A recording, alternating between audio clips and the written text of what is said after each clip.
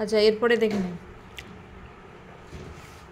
বলছে মাদল ওয়াজ দি elder brother, অর্থাৎ মাদল ছিল সে হচ্ছে বড় ভাই, ঠিক আছে। He had a lot of experience, অর্থাৎ তার কিন্তু অনেক অভিজ্ঞতা ছিল। হ্যাভ ইউ এভার সিন, বলছে তুমি কি আগে কখনো দেখেছো, সিন মানে দেখেছো, এ টাইগার, একটা বাঘকে কখনো দেখেছো? সুবল আস্কড হিম ইগারলি, অর্থাৎ সুবল তাকে আগ্রহের সঙ্গে জিজ্ঞাসা করলো। ইগারলি মানে আগ্রহের সঙ্গে, আর আস্কড মানে জিজ্ঞাসা করলো। বলছে নো, মাদল সেড, মাদল বলল যে না দেখিনি। Baremiya is a strange creature, বলছে বারেমিয়া হচ্ছে একটা অদ্ভুত প্রাণী, ঠিক আছে। স্ট্রেঞ্জ মানে অদ্ভুত। ইট ইজ পাওয়ারফুল, এটা খুব শক্তিশালী। কুইক মানে খুবই দ্রুত। অ্যান্ড সাইলেন্ট এবং নীরব। It can snatch a prey at will, বলছে এটা কিন্তু ছোঁ মেরে একটা শিকারকে একবারে এক মুহূর্তের মধ্যে, একটা ইচ্ছার মধ্যেই কিন্তু সে ছিনিয়ে নিতে পারে। অ্যাট উইল মানে কি, মানে তার যে মুহূর্তে ইচ্ছা হলো বা সামনে সে দেখতে পেল একটা শিকারকে, তো সে যদি বলে সেটাকে শিকার করব, তো সেই মুহূর্তে সেটা সে নিয়ে নিতে পারবে। স্ন্যাচের মানে দিয়েছে যে টেক অ্যাওয়ে ফোর্সিবলি, ফোর্সিবলি মানে হচ্ছে জোর করে, এক প্রকার জোর করেই কিন্তু সে জিনিসটা নিয়ে চলে যাবে, সেই জন্য বলছে স্ন্যাচ বা ছোঁ মেরে নিয়ে যাওয়া, ছিনতাই করা। আর প্রে মানে কি, প্রে মানে বলছে যে the animal that is hunted down, মানে এটা হচ্ছে এমন প্রাণী যেটাকে আমি কি করছি, শিকার করছি, অর্থাৎ সেই শিকার যে অন্যের খাবার হবে, তাই তো। আচ্ছা এবার কি বলছে দেখ, বলছে আওয়ার সুন্দরবনস, আমাদের Sundarban is a wild place, একটা হলো বন্য জায়গা, ইজেন্ট ইট, তাই নয় কি? সুবল আস্কড, সুবল জিজ্ঞাসা করলো।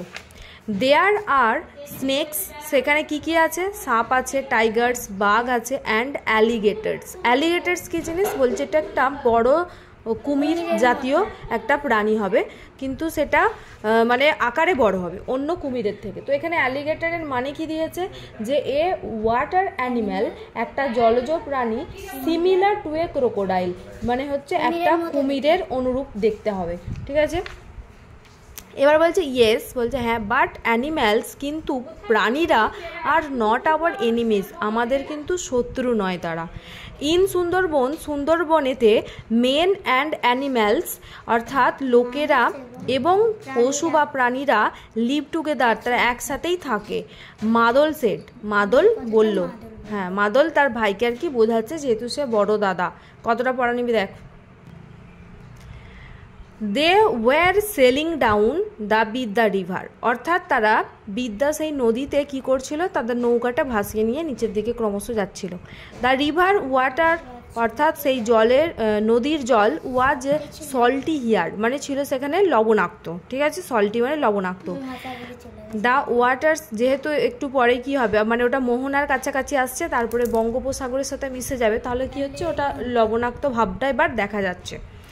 কি বলছে যে দ্য ওয়াটার্স অফ দ্য বে অফ বেঙ্গল, অর্থাৎ বঙ্গোপসাগর, বে অফ বেঙ্গল মানে বঙ্গোপসাগরের জল, মিক্সড উইথ দ্য রিভার, নদীর সাথে মিশেছিল, যে কারণে জলটা সল্টি ছিল বা লবণাক্ত ছিল, ঠিক আছে। এবার কি বলছে, don't deep your hand into the water, বলছে তোমার হাতটা জলের মধ্যে ঢুকিও না বা ডোবাও না। তো ডিপ মানে এখানে কি দিয়েছে, আর একটা মিনিং বলছে পুট ইনটু, অর্থাৎ ভিতরে বা হাতটাকে রাখা, ইউজুয়ালি ইন লিকুইড, সাধারণভাবে কোনো তরল জিনিসের মধ্যে হাত রাখাটাকে ডিপ বলা হচ্ছে, ঠিক আছে।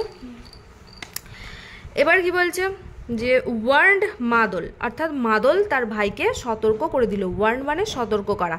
দেয়ার আর কামোটস ইন দ্য রিভার, অর্থাৎ সেই নদীতে কি আছে, কামোট আছে, এটা একটা জলজ প্রাণী।